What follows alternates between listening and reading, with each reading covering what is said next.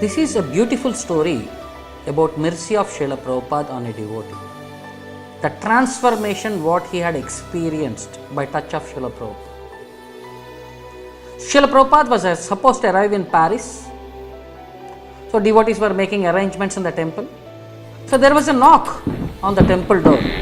When the devotee opened it, there was one 19-year-old boy who was like a hippie who had not taken bath in weeks. He was intoxicated.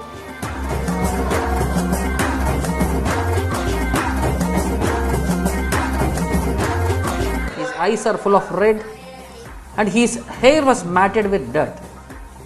He started shouting in a gruntling voice, "Food." Devotee said, "All right, I'll give you prasadam." Then that boy asked, "Can I come in?" The devotee said, "No, first you must bathe, you are too dirty." So the devotees gave him prasadam and the boy went away. So later in the afternoon, when this devotee went to the park, it was a prestigious Paris boulevard.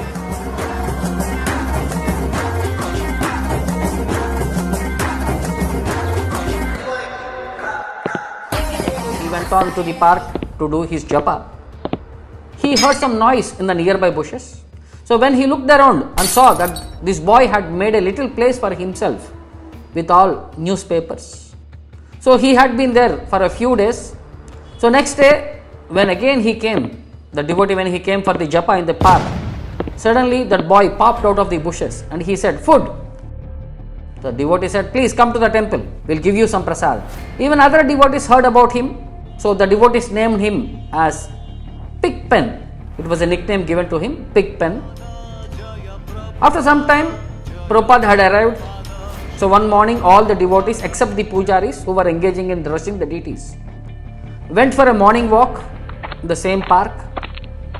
Suddenly, this boy jumped out of the bushes and he tried to grab Srila Prabhupada's feet. So immediately some devotees alerted, "Get that boy out." So the nearby devotees picked him up and put him back into the bushes. The devotees thought this boy almost touched Srila Prabhupada's feet. Then the devotees finished their morning walk and when they came back to the temple, they saw the temple door was open because they had closed the door when they went for the morning walk. So next thing was when Prabhupada entered the temple room, there was this boy, the Pigpen. He jumped forward, grabbed Prabhupada's feet. Then some devotee said, "Get that boy out." But Prabhupada said no. Prabhupada let that boy hold on to his feet. Prabhupada started massaging that boy's head, saying, "That's all right, my boy, that's all right. Hare Krishna, Hare Krishna. It's all right, it's all right." It was completely silent. Nobody moved and everybody were watching. They were all stunned. And Prabhupada was continuing, "All right, Hare Krishna." Then Pigpen fell back and the darshanarthi started Govindam Adi Purusham. The devotees had darshan of the deities. The temple was crowded. This boy was sitting in the middle of the floor, but nobody dared to disturb him because he had received the mercy of Prabhupada. Then Prabhupada gave the Bhagavatam class. After that, somebody said this boy should leave. Some other devotee said, "No, Prabhupada gave him some mercy. Let us see." So they asked the Pigpen, "Do you want to stay here?" So he little grunted because he has been taking drugs. So then devotees decided him. They took him top to the top stairs. They gave him a bath. They cleaned him up. They put him a dhoti and kurta. When they brought him down, the devotees could not recognize. But still, because of too much intoxication, he was not able to speak properly. He stayed around that day and they spent the night there. The devotees thought, "We can't have him around. He can't do anything." But Pigpen picked up. He started cleaning things. So he became very dear to the devotees by cleaning very nicely. So when devotees asked him, "How are you doing?" he would only reply, "Prabhupada saved me, Prabhupada saved me." And then he would start chanting.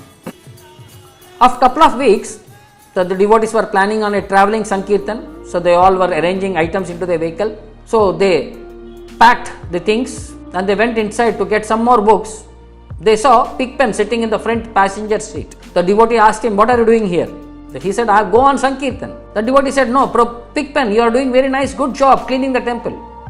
But boy insisted, "No, go on Sankirtan." So the devotees thought, so let him give a chance. So he can clean our van and he can help us facilitate. So they put everything together in the vehicle and they left with Pigpen sitting onto the front seat. So the devotee was driving and he was thinking, so God, look at this guy. So he had one book bag, he had kept some books in it. So people used to go, in that time, devotees used to go to parking lots and they used to distribute books there. So our devotees team reached to a parking lot. So first thing what happened was Pigpen came out of the van. Then the devotees were thinking what this guy is going to do. He might get us arrested also. So he said to some devotees, get him back.